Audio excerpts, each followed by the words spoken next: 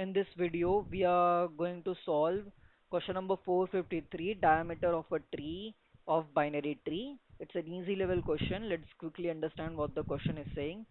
So we have to return the length of the diameter of the tree. The diameter of the tree is the length of the longest path between any two nodes in a tree. This path may or may not pass through the root. The length of a path between two nodes is represented by the number of edges between them. So yeah, so here 4 and 2 having one edge, 2 and 1 having one edge, and 1 and 3 having one edge. So from 4 to 3, we have 3 edges and it will be our maximum path. That's what question wants from us. So let's quickly solve it. We will solve it in such a manner that we should also represent ourselves similarly in our interviews also, one-on-one technical interviews basically. So first thing which I can see is my maximum path will be keep changing. As many nodes or as much as I will go deep in the tree, the path will be keep changing. So I will make a global variable. This will hold my max path updated values. Okay. So int max path. Okay, sorry. Max path is equals to, we can say like integer dot min underscore value value. Okay, yeah, that's the pretty much thing. Another thing which I can notice is I have to do recursion so that I can traverse the tree. And yeah, the approach which I will be following is, so see, if I am on the one node, the recursion should give me all the values of the left part. So all the values of the left part will be handled by the recursion, and all the values of the right part will be handled by the recursion. I should not worry about what will happen in the left and right currently. So that's like, similarly we have to code it. So let's just like private, so int, we will require a int value from the left part and the right part, and we will just do it tree node. Yeah, pretty much that. So let's just call our recursive helper function here on helper root, and final answer at the end will be our return max path. So we will be keep updating max path in our helper function. Okay, so that's the two things. So let's just go quickly to the helper function part. So first we need to write the base conditions. What can be base condition here? If our node is null, so in the case you can see 4 having no nodes.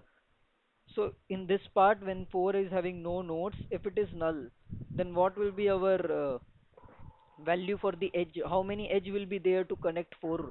There will be no edge, so it will be 0. It will be 0.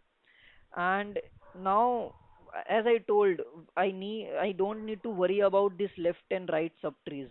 My recursion function should bring the value. So let's just do traverse the left slash right subtree recursively. Okay, so int in my left point, in my left variable I will store my left subtree value, helper dot node dot left obviously. And similarly, okay, sorry,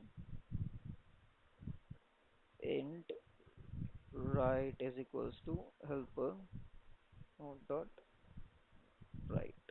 Okay, yeah. Now the logic comes in the play. What my logic say is, what should I get from this left part or right part? Suppose I am on the 2 node. What I want, first thing which I want is whether my left subtree is more longer or my right subtree is more longer. So to check whether the left subtree is longer or right. Okay, for that we will store this in a int temp is equals to mat dot max.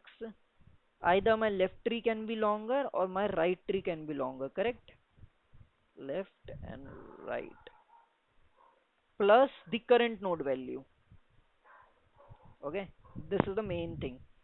So this will check whether which tree I should choose. So basically, if I am on the one part from temp variable, I will be monitoring whether my left side was longer or my right side was longer. But it will not help in this case. In which case I will it will help, I will tell you. So when you will be on the two, okay, in the second part, what will happen was can be what is the possibility is, so you need to choose one path. Suppose here it will be 3, 3 also, sorry, 4, 6 also, here it will be 6 also. Then you have to know either you should take 5 to 1 path or 6 4 to 1 path. If you will take this path, this will be the longest. So 2 temp will hold the longest path, like left or right, with this current node also. That's why we did plus 1. Plus plus 1 is for the current node. So plus 1 will represent this, the one edge connecting it to the root value. Okay, I hope so you understood this part. And then we need comparing total path at that present level. Okay, so how we will compare it? We will just store it in our max path again by saying math.max, whether my max path was already greater or my left plus right is greater. Right is greater. Okay, this is the main thing. And yeah, we have to return what? Return what? Think. Return temp. Why we need to return temp? Because because it will hold which subtree of the current node has longest path. Yep. That's why we are returning temp. So now we got the logic. Let's do the dry run. It will be too much fun. So let's just go and do dry run here. Let's do here. Dry run. First thing, suppose we are hitting H1. We hit it H1. What H1 will trigger? H1 will trigger these two things, na? Our left and right value, H1 will require this.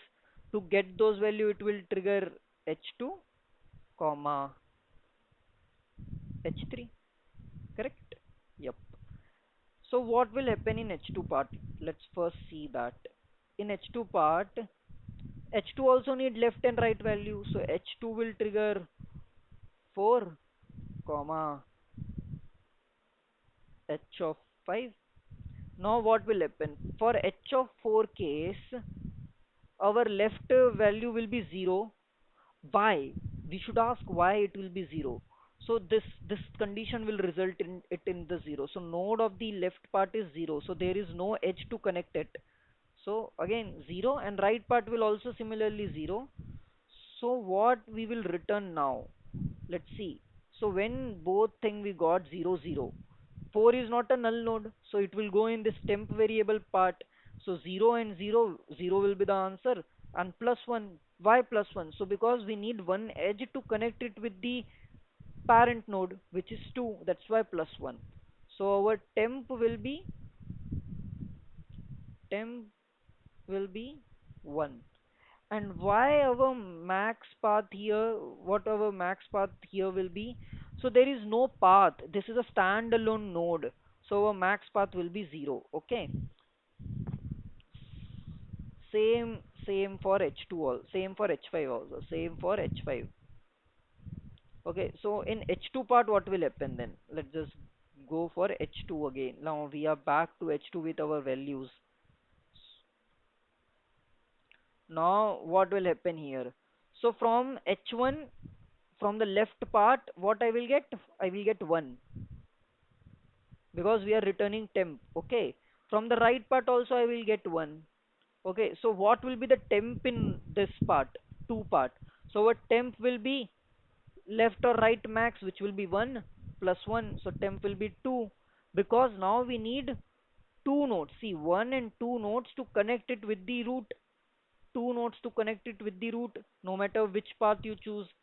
So, and now our max path will be equals to what? Think. Our max path will be equals to 2. So basically, max path is currently storing this tree path. So left, this left and right. So it will become 2. Okay.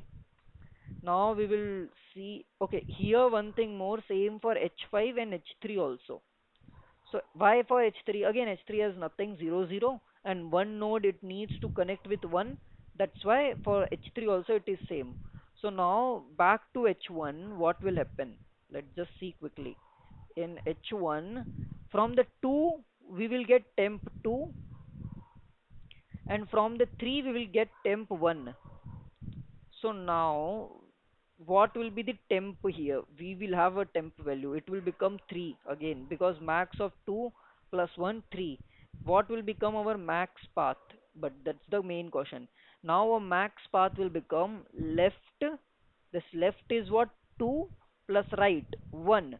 So 2 plus 1, 3. This will become our max path. Suppose in case we had more values here, so what would be the case now? We would be having max path of this left plus this whole right.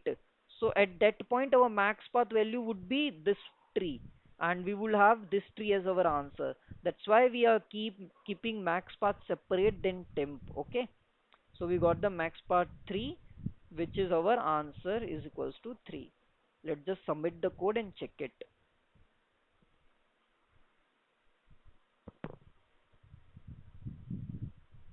Yeah, so our code passed all the test cases. Two things which we have to focus here was the condition where we were playing with temp and max path was the essential. So temp was returning us the which will be the better option, either choosing the left part for the route or right part of the route for the route. That was the decision we were making through the temp, and max path was helping us to choose which tree would be the better answer, whether the subtree which is inside a particular left or right part, or this whole big encapsulating tree like the main tree, which one will be the best option. That's what max path is helping us to choose. And finally, our answer will be the max path only. That was the pretty simple, and this is how you should explain this question in your interviews also.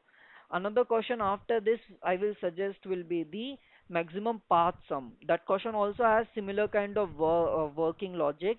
Just in the path where it comes as temp, you have to change some little bit of logic. That's all. Thank you.